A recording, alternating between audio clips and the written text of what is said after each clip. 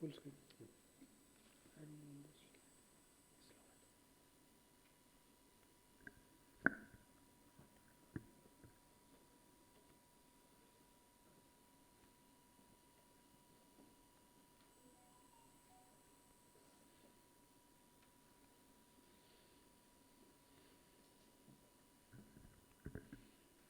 Namaskar.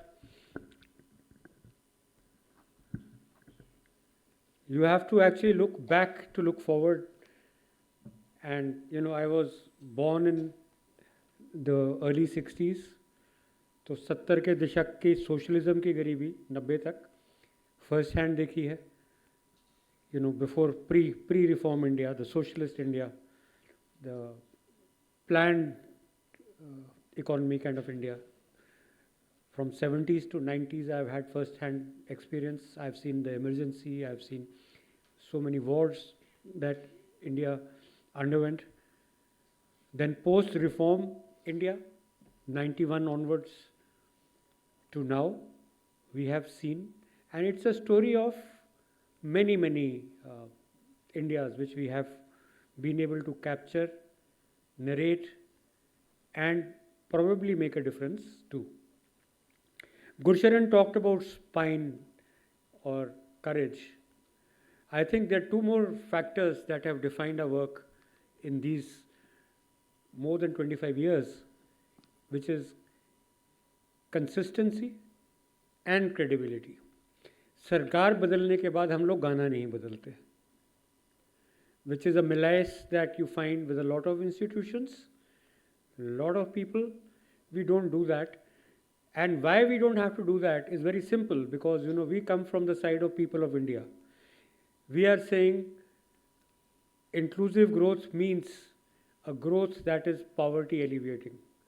जब आपका purpose ही life में गरीबी हटाना है, तो किसी भी राजनीतिक दृष्टिकोण से आपकी भिन्नता हो ही नहीं सकती, बिकॉज कोई पावर में आ ही नहीं सकता unless there major issue is poverty alleviation. So what Gursharan talked about, we have been contributing to building inclusive India one summit at a time.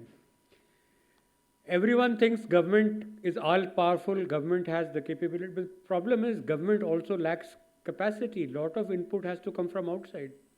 There is no defined mechanism that brings felt needs at a village to the planning table at New Delhi. There is no such mechanism. So Scotch decided to be that bridge, and we started traveling across the country, talking to the people, looking at impact assessment of policies 20 years back, since 2003. And coming back and telling policy makers कि sir ये policy बड़ी अच्छी है, but ये दो चीज़ें बदल दीजिए आप. अब आपने स्कूल खोल दिया है, वहाँ शिक्षक नहीं है. आपने IT प्रोग्राम बना दिया है माजुली के अंदर, वहाँ बिजली नहीं है. And we found that whatever stories we were coming back with were making a difference. And all these stories, if you look at from the first summit, imperatives for inclusive growth, to the 100th summit, which is new dimensions of inclusive growth, have followed a consistent theme, which is no Indian left behind. अगर आप हिंदुस्तानी हैं तो आप साथ चलिए. जितना आगे देश बढ़ेगा, आपको भी उतना ही आगे बढ़ना है. उस वक़्त नई नई टेक्नोलॉजी आई, डिजिटल इंडिया बना.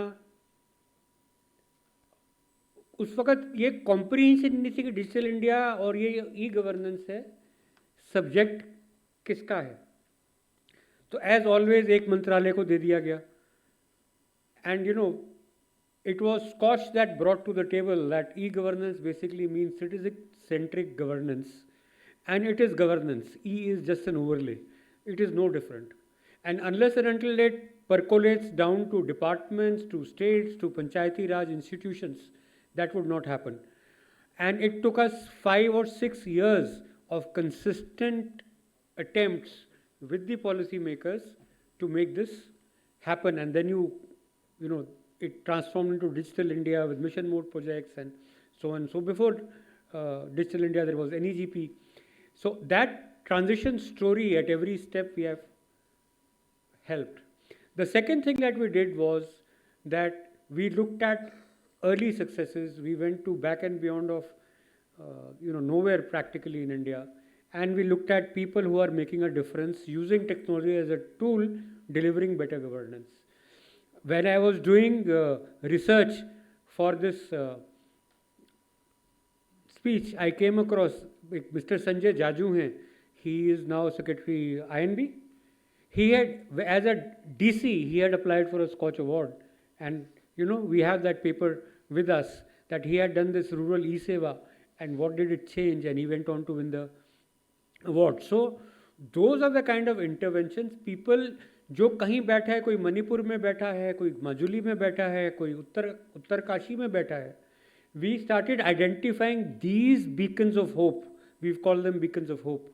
And we said, this beacon of hope is making this different. Can somebody else take note of, learn from?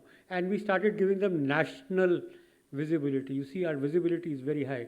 मतलब फुल पेज हम अखबार में निकाल देते हैं, हर जगह बात करते हैं, इतनी जोर की ब्रॉडकास्ट. तो किसी का बजट बढ़ जाता है, किसी की प्रमोशन हो जाती है, किसी का प्रोजेक्ट रेप्लिकेट हो जाता है. बट 100 दफ़े ये करके 20 साल में हमने भी पूरी सहयोग दिया है. ये चाहे कहीं पे मेंशन हो, चाहे मेंशन ना हो, बट ये 20 किताबें हैं जो मैंने लिखी हैं, और हर किताब के अंदर से डिजिटल इंडिया, जनधन योजना, ग्राम सड़क योजना, whatever has changed India for the good, you would find a lot of that has come from whatever I have written. So we have been able to use this knowledge for universal good. We are the only agency that does impact assessment based on project levels. We are not saying, most assessments are done कि आपने कितना खर्चा किया, कितना budget है, क्या हुआ. Outcome की बात सिर्फ 25 साल से हम लोग कर रहे हैं. And the problem with most global studies is that they kind of and up mixing these things. So if you look at most global indexes like EGDI और हंगर इंडेक्स और even sovereign ratings, India's rating and narrative is universally quite poor. Now what they do is that they go by published data which they cherry pick. So suppose if you say EGDI is defined, one of the parameters is internet penetration. So they'll pick up wired internet penetration. Now everyone knows India is a wireless country. Everyone's got internet on their mobile. तो आप सारे mobiles को बाहर निकाल दोगे तो बचेगा क्या? तो 105वां स्थान आएगा हमारा. So they cherry pick these indicators, and for the first time Scotch stood up and started questioning these indicators. And he says कि आप हमारा इंडिकेटर लीजिए ना, आपके पास मोबाइल इंटरनेट कितना है बताएं. So this is the first thing that they do. The second thing that they do is that they use opinion-based deflators.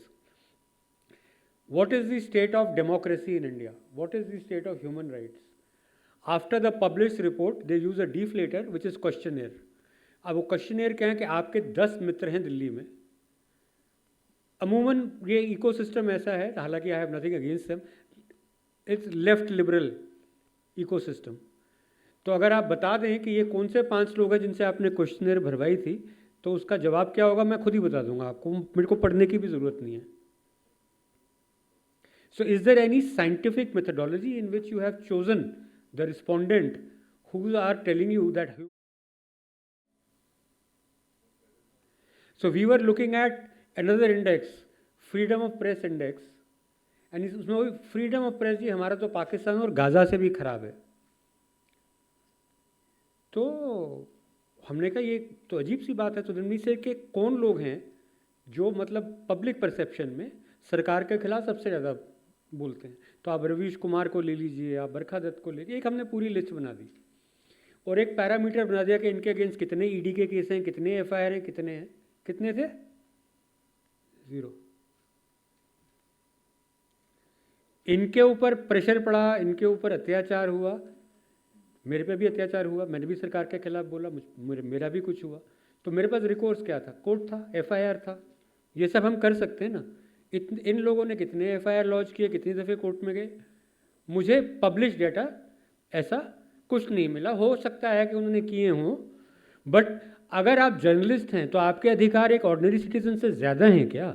Justice आपको घर में आके दिया जाएगा, मुझे क्यों नहीं दिया जाएगा? तो उसकी बात हुई तो बोलो कि जी फ्रीडम ऑफ प्रेस खतरे में है.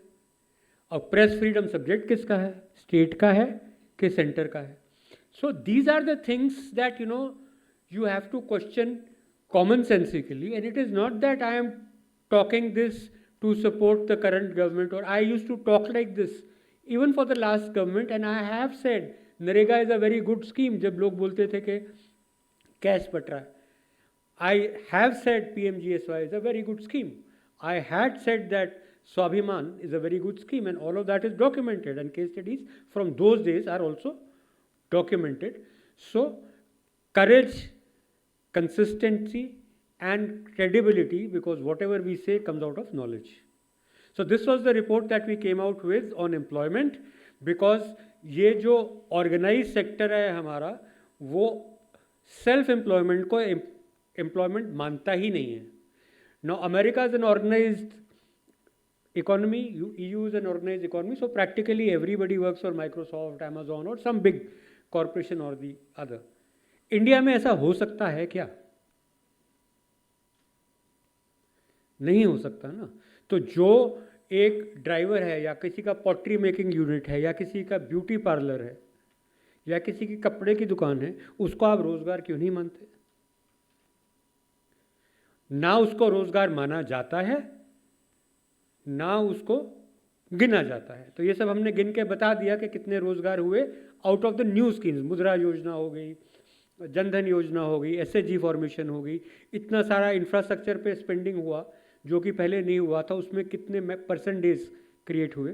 तो ये रिपोर्ट हमने, तो I am not saying this is to Skoch's credit, but अगर आप ग्राफ करेंगे फेज़ 1 से लेके फेज़ 3 तक NDA की सीट कितनी आ रही थी, उसके बाद फेज़ 3 में शुरू हुआ बहुत जोर की अनएम्प्लॉयमेंट इशू, तो फेज़ 5 तक सीटें कितनी रहेगी. फेज़ 5 में हमारी रिपोर्ट निकली कि कितनी नौकरियां आई, और उस हफ्ते में कुछ नहीं हुआ, सिर्फ हमारी रिपोर्ट पे वार्तालाप हुआ. चाहे सरकार ने किया, चाहे चीफ मिनिस्टर्स ने किया, चाहे कैबिनेट ने किया, चाहे मीडिया ने किया, चाहे ऑपोजिशन ने किया. 16% सीट्स ऊपर चली गई.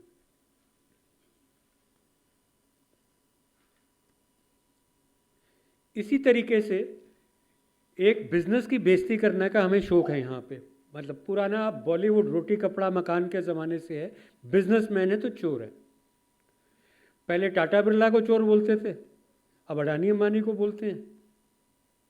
अरे भैया, जिसकी दिए खा रहे हो, रोजी रोटी कमा के दे रहे हो, जितनी एम्प्लॉयमेंट है देश में मोस्टली इन लोगों ने बनाई है. तो जब तक हम रिस्पेक्ट फॉर डूइंग बिजनेस नहीं करेंगे, मॉब लिंचिंग से नहीं निकलेंगे, I think making business a part of political dialogue is an extreme sin. So therefore, I am not saying that due process should not be followed. जो process ने करना है वो प्रोसेस करेगी. बट आप एक बात बताइए कि किसी के शेयर प्राइसेस 20,000 करोड़ नीचे डूब गए, तो किसके डूबे? वो आपके और हमारी तो थे ना. उसके अंदर से उनकी एक्सपेंशन रुक गई, तो जो 3 लाख 4 लाख नौकरी और देनी थी वो नहीं दी. वो किसका नुकसान है? उनका है. उनके पास तो मतलब आप चाहे मुकेश अंबानी हो चाहे अडानी हो, खाना तो आप 3 दफ़े ही खाएंगे ना. उसके लायक तो है ना. पर जिसकी नौकरी नहीं लगी वो कहाँ से खाएगा? आपने तो बोल दिया बिजनेसमैन चोर है. और जब ड्यू प्रोसेस होगी और उसमें से कुछ नहीं निकलेगा, तो वो जिसकी नौकरी गई थी, जिसका स्टॉक मार्केट में पैसा डूबा था, उसकी भरपाई कौन करेगा? ये रिस्पॉन्सिबिलिटी भी तो आपको लेनी चाहिए. सो वी स्टार्टेड सेइंग कि बिजनेसमैन अच्छा है कि नहीं, तो उसके इंडेक्स क्या हैं, उसके मापदंड क्या हैं. तो हमने 1200 इंडिकेटर्स बनाए हैं जो कि दुनिया भर में मान्य है. इंडिया में ऐसी कोई रिसर्च नहीं होती. आज भी हम एक रिपोर्ट निकाल रहे हैं ह्यूमन राइट्स इन बिजनेस, कि इंडिया में ह्यूमन राइट्स बड़े खराब हैं की बात है, तो हमारा इंडियन बिजनेस ह्यूमन राइट्स से कैसे कंपेयर करता है. टाटा बिरला टू अंबानी अडानी की मैंने बात कर ही ली है आपसे, कि ये आज की तारीख 70s से हो रहा है और आज तक हो रहा है. क्योंकि कुछ हमारे दिमाग में तुम अमीर हो तो चोर हो. मतलब if you are rich you are guilty. Why? Because I am not rich. तो ये जेलसी है कि फैक्ट है? इसी तरीके से एक कोबरा इफेक्ट इंडिया में होता रहता है कि जब इकॉनमी अच्छा कर रही होती है तो हम लोग खुद ही अपनी पैर पे गोली मार लेते हैं. वोडाफोन के टाइम पे हुआ था, केन डिज्नी के टाइम पे हुआ था, तब सरकार दूसरी थी। अब ये डिजिटल गेमिंग के उसमें हो रहा है कि जितनी उनकी टर्नओवर नहीं है, लाखों करोड़ का उनको रेट्रोस्पेक्टिव टैक्स लगा दिया कि हमारी समझ से ये टैक्स ये था। तो भैया वो कम टैक्स जमा करा रहे थे, 10 साल का आपने नोटिस भेज दिया, आप एक्सेप्ट भी कर रहे थे, तो जिसने एक्सेप्ट किया उसकी क्या जिम्मेदारी है? आप ही के अफसर थे ना जो एक्सेप्ट कर रहे थे। तो वो जो कमिश्नर जिसने वो टैक्स कम लिया, वो भरपाई उससे करवाइए, क्योंकि जिसने टैक्स कम दिया उसने तो जनता से चार्ज ही नहीं किया। टैक्स तो इस जीएसटी क्या है? एंड यूज़र का टैक्स है ना, कि आपने सर्विस ली, उसका आपने जब दिया ही नहीं तो सर्विस प्रोवाइडर बेचारा कहाँ से लाएगा? तो मतलब शोर शॉर्ट वे। और जीएसटी को हमने इतना खराब, हम बात करते हैं वन नेशन वन टैक्स, वो एक्चुअली है वन नेशन 28 टैक्सेस। हर स्टेट का अपना जीएसटी लॉ है। अगर सेंटर से आपको नोटिस आता है तो 28 स्टेट से और नोटिस आ जाते हैं। तो ये हम क्या कर रहे हैं? So there is a need for tax reform. Coming to new dimensions in inclusive growth, तो हमने परिभाषा जो थी डिजिटल सोशल फाइनेंशियल इंक्लूजन से हम शुरू हुए थे, और आज जिस स्थिति में देश है तो उसमें हम बात कर रहे हैं growth that is job generative. सबसे बड़ी ज़रूरत नौकरियों की है, रोज़गार की है, स्पेशियल डिस्पर्सल की है। तो जैसे अगर आप हरियाणा से गुड़गांव और फरीदाबाद और चंडीगढ़ निकाल दीजिए तो हरियाणा में क्या बचता है? पंजाब से चंडीगढ़ लुधियाना निकाल दीजिए, अमृतसर निकाल दीजिए तो क्या बचता है? बेंगलोर निकाल दीजिए, मैंगलोर निकाल दीजिए तो कर्नाटका में क्या बचता है? तो जो हमने बोला नो इंडियन लेफ्ट बिहाइंड, तो यहाँ पे जो मेट्रोज हैं उसमें कितने इंडियंस हैं? And how many Indians are outside the metropolitan cities? So are we going to be a first world countries which is only first world in metropolitan cities? What happens to people outside the metro? So this spatial dispersal is very important, equitable is very important, and sustainable is extremely important. So these are the new dimensions that we've added, and we are trying to now define parameters के इस सब के मायने क्या हैं, because what you cannot measure you won't treasure, और what you treasure you must measure. तो हमने ये देखा कि इंडिया के अंदर अगर आपको ई गवर्नेंस को मेजर करना है तो आप वर्ल्ड बैंक का इंडेक्स लेते हैं, ह्यूमन राइट्स को करना है तो आप वीडम का लेते हैं, गवर्नेंस का लेना है कॉर्पोरेट सेक्टर का तो जीआरआई के लेते हैं। ये भी तो कुछ एनजीओ हैं, प्राइवेट संस्थानें हैं, थिंक टैंक है, सरकार तो इनमें से कोई भी नहीं है। तो एक इंडियन थिंक टैंक क्या नहीं बना सकता? तो हमने ये इंडिकेटर्स बना दिए जिसको हम बोलते हैं स्कॉच रिपोर्टिंग इंडिकेटर और SRI, and we picked up all these areas and we have developed them at sub head level. और ये सबकी रिपोर्ट की हमने बेसलाइन स्टडी कर ली है निफ्टी 50 कंपनीज की, कि हमारी निफ्टी 50 कंपनीज आज कहाँ हैं, and moving forward we will be releasing it, and you will find that. मज़े की बात ये बताऊँ कि जो ईजीडीआई का मैंने बताया था, मैंने एक निकाला कि हमारी सॉवरन रेटिंग ये होनी चाहिए, ईजीडीआई की ये होनी चाहिए, तो उसमें ये आया कि टॉप 10 इकोनॉमीज़ में इंडिया नंबर 2 है ई गवर्नेंस में, नंबर 1 चाइना है।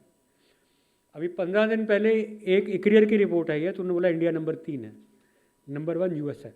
वो मुझे लगता है कि यूएस नंबर 1 नहीं है, बोलने के लिए बहुत हिम्मत चाहिए। वो हमने बोल दिया नंबर 1 नहीं है, नंबर 10 है, बट 2 और 3 में कितना फ़र्क है? आप तो बोल रहे हैं हम 105 हैं, हम बोल रहे हैं 2 हैं, वो बोल रहा है 3 है, आप बोल रहे हैं 105 है। तो या आप झूठ बोल रहे हैं, हम झूठ बोल रहे हैं। तो आइए मुकाबला करिए ना, आप बताइए, आप डेटा बताइए, आपका वायरलेस कितना चलता है। आप यूएस की ई गवर्नेंस की डॉक्यूमेंटेशन ढूंढ लो ऑनलाइन, मिलेगी नहीं। What US has is PDF governance, it has no e governance, they only have papers and they have PDFs. So we started an India 2047 Center of Excellence, doing 3 things: research, proof of concept, and best practices. Research, I've already told you, we have done on all these indices, and we are releasing very shortly as a part of the 100 Summit celebrations, Scotch reporting indicators. और आपकी मदद मुझे चाहिए as Indians, as हिंदुस्तानी, इनको promote कीजिए। ये Indian standard है and it's a super set of global standard. अब हमारे साथ क्या होता है कि आप सरकार में भी जाएंगे तो बहुत से लोग, अच्छा ये तो केपीएमजी का नहीं है, ये ईएनवाई का नहीं है, ये यूएन का नहीं है, ये डब्ल्यूएचओ, वो सारे आपके भाई बहन हैं क्या? और जितनी वो जो आपको बातें बता रहे हैं अभी तक, जिल्लत ही दे रहे हैं आपको 20 साल से। तो आपको और जलील होना है तो यूज़ करिए उनके, और अगर आपको सही अपनी बतानी है तो हम तो कोई डाटा तो नहीं फर्ज कर रहे ना, इंडिकेटर्स हमने बता दिए, उसका पब्लिश डाटा है, उसकी स्टडी हो रही है। इंडिकेटर वर्सेस इंडिकेटर ये लड़ाई है, लड़िए, ग्लोबल साउथ और ग्लोबल नॉर्थ की लड़ाई है। Similarly we opened research centre for AI. I was studying, जैसे कि हमने डिजिटल इंडिया में काफ़ी कंट्रीब्यूट किया, अब इंडिया एआई में भी हम कोशिश कर रहे हैं। तो मैंने ये देखा कि सरकार के अंदर कोई इंस्टीट्यूशनल मेमोरी नहीं होती। Even people in the same ministry don't remember what happened 20 years back, 30 years back. So the institutional memory of how Digital India was built has been completely lost, even in Ministry of IT. तो जहाँ से digital India शुरू हुआ था ना, कि digital India is about technology, about e governance, तो India AI भी वहीं से शुरू हुआ है कि India AI is about LLM, it is about GPUs, it is about this. तो if you look at government of India's India AI policy, it does not mention the word Digital India even once. Now for 20 years you spent thousands and thousands of crores building mission mode projects, delivering e-governance, bringing a lot of transformation. The first place where there is a crying need for India AI is in making Digital India deliver faster, better and more value-added services. It can help you break the silos. Ministry of Rural Development एक beneficiary के पास जा रही है, ministry of पंचायती राज भी उसी beneficiary के पास जा रही है, ग्राम योजना, उज्ज्वला योजना सभी एक लाभार्थी के पास जा रही है। तो वो लाभार्थी की लाइफ में क्या बदला, ये एआई ट्रैक कर सकती है। इज दिस इंफॉर्मेशन मीनिंगफुल और not meaningful? So one of the focus areas that we have picked up and our conversation we have started and it has been welcomed is from digital India to India AI. India AI कोई नई चीज़ नहीं है, it has to be in continuation of digital India. दूसरी चीज़ जो हम बोल रहे हैं, हम यूज़ केसेस पे काम कर रहे हैं कि कौन सा यूज़ केस है, जैसे मैंने एक एग्जांपल दिया आपको, which is relevant for India, which can help you govern better, which can help you deliver better, and then finally we are making best practices indices. ये जो था इंडिया ग्रुप जो मैं बता रहा था, डिजिटल इंडिया में हमारी 105 रैंक है, UN बोलता है, हमारी रैंक 2 है, एक ईयर के हिसाब से 3 है। ह्यूमन डेवलपमेंट में हमारी रैंक 134 है, हमारे इंडिकेटर्स पे 10 है। हंगर में हमारी 111 है, हमारे इंडिकेटर पे 9 है। तो और ये इंडिकेटर क्या है, this is not voodoo, 1200 indicator हैं, anyone can look at them and question them कि ये सही है कि गलत है। ये टॉप 10 इकोनॉमीज का हमने कंपैरिजन किया था अपनी रैंकिंग पे। So we took this work and we went to the government के, ये वी डन वेरी गुड, अब इसके अंदर what is the problem, the governance system, there is nothing called ministry of indices. So who will do this and who will fund this? तो हमने कहा ये तो टॉप 10 का हमने कर लिया, वेरी गुड, तो whoever we met, this is fantastic, great work, but now can you do it for 193 countries? हमने कहा 10 का तो हमने मुफ्त में कर दिया, अब 193 का मैं कहाँ से करूँ? The number of researchers that are involve to do this, the number of documents you have to read, the kind of access that you need. So we realise that this is like boiling an ocean, हमारे बस की नहीं है। So we have done a capacity demonstration that if you want this question answered, we can answer it and this is how we will do it, but if you want it answered, you have to give some grant or something to Scotch Foundation so that we can employ people and address it, but we have given the parameters कि आप parameters ये use कर लीजिए, हमसे research नहीं करानी तो जिससे करानी है आप करा लीजिए, but we have defined the parameters, and what we are now focusing on is what no other country is doing, which is grassroots up impact assessment in India, कि हमारे देश में एक्चुअली प्रोजेक्ट लेवल फाइंडिंग्स क्या हैं, forget what is published work. Publish work में बोल सकते हैं कि आपके ह्यूमन राइट्स बड़े अच्छे हैं, पर आते आते लाला जी थप्पड़ मार देते हैं। एक पब्लिक सेक्टर बैंक ने ड्राइवर को मारा था, CMD ने मारा था, न्यूज़ थी, तो फिर क्या आपके ह्यूमन राइट्स? और ह्यूमन राइट्स में वो बोलते हैं कि वो ENY वाली लड़की बन गई तो सब बोलते हैं कि वो बड़ा एक्सप्लॉयटेटिव है प्राइवेट सेक्टर। ये नहीं देखते कि हमारी अपनी कंपनी में हमसे फुल सैलरी लेके 2 घंटा हमारा काम कर रहा है बंदा बैठा हुआ, 6 घंटे फ्रीलांस कर रहा है, वो घर जाके भी कर रहा है। तो बैलेंस कहीं तो आप कीजिएगा, हर चीज़ के 2 पहलू होते हैं। So we want to bring These things also on the table. When you say you are overworked, let me also understand what is your productivity. How much, because we have one of the least productive manpowers in the world. Is it that they are inefficient? No. They are using only 20% for the people who are paying them, and 80% is freelancing. That's a fact of life. More so in IT. That's a fact of life. So how are we going to correct this? These are the indicators that I said, that these are the areas we picked up for corporate rights. One of the areas which no one is talking about is mental wellness. कोई suicide क्यों करता है? बच्चे हमारे सारा दिन phone से क्यों चिपके रहते हैं? हम सारा दिन फ़ोन से क्यों चिपके रहते हैं? मतलब कॉन्फ्रेंस में आप बैठ जाइए तो मतलब आधे घंटे बाद चुलबुली होएगी कि आधा घंटा बहुत लंबा टाइम है, मेरे ख्याल 15 मिनट बात होगी कि फ़ोन देख लो, right? So what is the methodology we are following? We have done quantitative index based on published sources. आप भी पब्लिश बोलते हैं, हम भी पब्लिश बोलते हैं, पर पब्लिश में आप क्या मानते हैं, उसके अलावा हम और क्या गिनते हैं, हमने ज़्यादा कॉम्प्रिहेंसिव कर दिया. हमने एक भी वो चीज़ नहीं छोड़ी. आप बोलते हैं वायर्ड इंटरनेट को गिनना है, तो हम तो जरूर गिनो, पर वायरलेस को भी तो गिनो. तो हमने दोनों गिन दिए, तो सुपर सेट हो गया ना. तो हमारे इंडिकेटर ज़्यादा हैं. तो ऐसे किया. उसके बाद हमने प्रोजेक्ट लेवल फाइंडिंग करी, जो कि हम 20 साल से कर रहे हैं, कि ये आपने इनपुट दी, जो आपने बोला कि मैंने इतना पैसा खर्च दिया, इतने मैंने इंटरनेट कनेक्शन दे दिए, इतने मैंने सर्वर लगा दिए, या इतना मैंने वेस्ट मैनेजमेंट कर दिया. हम बोलते हैं सच बचन, जो आप बोल रहे हो. कहाँ कहाँ किया? तो we have started going factory to factory. For example, we evaluated 20 factories of Hindustan Unilever last year, and we looked at what is it that they're doing in environmental areas in each one of these factories, and we quantified them. So now we are making, आपने सुना होगा Elon Musk को बनाया है DOGE, department of government efficiency, Trump साहब ने. तो अब उनकी कब रिपोर्ट लगेगी नहीं पता. हमारी रिपोर्ट ऑन गवर्नमेंट एफिशिएंसीज 15 फरवरी को रिलीज हो रही है, क्योंकि हमारे पास 20 साल का डेटा है कि आपकी इनपुट क्या थी और आपकी आउटकम क्या निकली. हमें सिर्फ एक टेबल में डालना. Some of that I will even share with you. ये स्टेट लेवल है, स्टेट ऑफ गवर्नेंस, जो कि हम 20 सालों से कर रहे हैं. EGDI based on Scotch parameters. Therefore who is the most efficient government? Most efficient government is not the government which is spending the most. Most efficient government is the government that is doing the most by spending the least.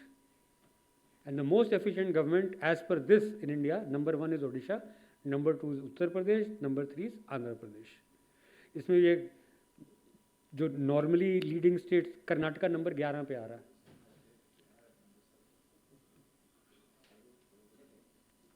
Bihar is number 9. Okay. इसी तरीके से हमने credit outreach gap बनाया कि इसमें लोगों को रोजगार के लिए क्रेडिट कितना मिलता है, सोशल इंक्लूजन 100, जितने इंडेक्स है ना ग्लोबल, हमने सारे उसके इंडियन ऑल्टरनेटिव्स बना दिए हैं. ये एक हमने रिपोर्ट ऑलरेडी निकाल दी थी, डिजिटल गेमिंग, जिसको काफ़ी मार पड़ रही है, जिसको मतलब लाखों करोड़ का रिट्रोस्पेक्टिव टैक्सेशन का वेरी अनफेयरली नोटिस गया है. तो उसमें देखिए क्या कंप्लायंस चल रही है. और अगर इसी टाइप की कंप्लायंस आप ह्यूमन राइट्स में देखें, निफ्टी 50 कंपनीज में, जो कि हम आज दिखा रहे हैं आपको, तो 6 महीने में हमने इवॉल्व किए हैं ये इंडिकेटर. जो मैं इंडिकेटर बता रहा था कहाँ से आए, दुनिया में सिर्फ एक ही इसके इंडिकेटर एग्जिस्ट करते हैं, WHO के, वो पूरे ले लिए. यूनाइटेड नेशंस के गाइडिंग प्रिंसिपल हैं, इंडिकेटर्स नहीं है, वो भी ले लिए. मिनिस्ट्री ऑफ INV से बात करी, NHRC से बात की, निमहैंस से बात करी, एम्स से बात करी, इंडस्ट्री एसोसिएशन. अब कोई ऐसा नहीं स्टेक होल्डर ढूंढ सकते जिससे 6 महीने की कंसल्टेशन ना हुई हो, उसके बाद हमारे ह्यूमन राइट्स इन बिजनेस के इंडिकेटर बने. अब ये इंडिकेटर 2 टाइप हैं, 2 types of indicators. One is rights based indicators which are indicators that are codified in law, and the second are voluntary indicators for which there is no law in India, but there may be law in other parts of the world, and sooner or later these laws have to come in India because mental wellness is becoming a huge problem. So we looked at for Nifty 50 companies, उनकी technical compliance देखी based on वो अपने annual report में सेबी को क्या देते हैं, stock exchange को क्या देते हैं, कॉर्पोरेट अफेयर्स को क्या देते हैं, और क्वालिटी ऑफ कंप्लायंस के लिए we had analysts from Scotch who are qualified economists, researchers, lawyers who went through the report and they gave an opinion on. So if you are saying that your technical compliance is yes, to what extent they feel you have complied. So this is together this is phase 1 and it is what we call quantitative. This is still not qualitative. These are the top 50 companies. This is Nifty 50 view on rights-based indicators and mental wellness indicators. You find on rights-based indicators, we are doing extremely well. And the industry average is 78.6% on technical compliance and 75.9% on quality of compliance. But it is becoming half because you're not doing anything about mental wellness. Now you will use reference kya hai? Now the same thing we did for Fortune 500 top 20 companies. So you find on all technical compliances, India is ahead, which means Indian companies are far more compliant than top 20 Fortune 500 companies. India's score is being pulled down because of mental wellness indicators. Even after that, as an average, we are in the same ballpark. So you cannot say India is better or worse than top 20 Fortune 500 companies. Now this is data and this is evidence. आज जिसको लड़ना लड़ ले, खुली चुनौती है, debate करना है, इंडिकेटर करना है, डेटा क्वेश्चन करना है, आ जाइए, करते हैं. अब ये मीडिया में कोई नहीं करेगा. No one will take the time to study it, research it, come talk to you and discuss it, but this is the fact. This is Nifty 50 companies in corporate digital responsibility. So how responsible you are towards your consumers. This is on corporate excellence. I will now run through it because a lot of work, digital transformation पे कहाँ है, environmental पे कहाँ है, social पे कहाँ है, governance पे कहाँ है, human rights का जो मैंने दिखाया था, अब ये उसके मैं सब इंडिकेटर्स दिखा रहा हूँ कि इन सब के नीचे भी इतने सारे इंडिकेटर्स हैं. ये सब इंडिकेटर और सब इंडिकेटर देखिए आप.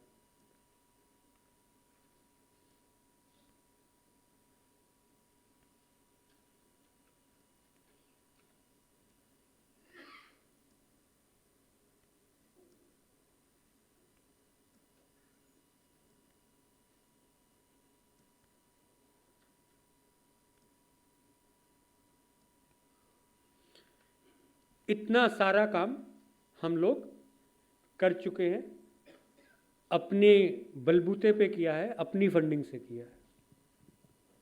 We have zero funding from anybody, although the consumer of this research is probably the entire country, and it positions India as a global leader.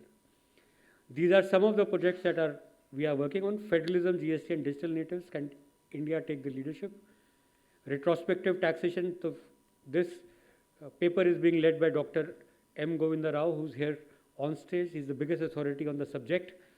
Sting of retrospective taxation and tax activism. We have Pinky ji talking about that. I briefly mentioned about that. From Digital India to India AI, advancing India's digital public infrastructure for AI-enabled future. We are working with Abhishek Singh ji, who's heading both India AI and Digital India. And we are working with Abhishek Nag ji, he's here, on how to make a very rich policy paper on this, regulating for new digital economy and human rights and digital well-being in business. This is our ethics policy. ना घूस देते हैं ना लेते हैं, basically in a sum. So thank you very much. If you have any questions, I'll be happy to answer, or we can take them later. But आशीर्वाद चाहिए और प्रमोशन चाहिए. अब ये हमने बड़ा पैसा, बड़ा एफर्ट करके SRI निकाले हैं. आप प्लीज़ यूज़ कीजिए इनको और हमारी मदद कीजिए आपको इवैल्यूएट करने में और आपका अच्छा काम पूरी दुनिया को दिखाने में. That's the only ask that I have. Otherwise, all of us sitting here are equally poor, so no one can give each other money, but we can give a lot of cooperation and support. Okay? God bless you all. Thank you so much, Mr. Kochhar, for those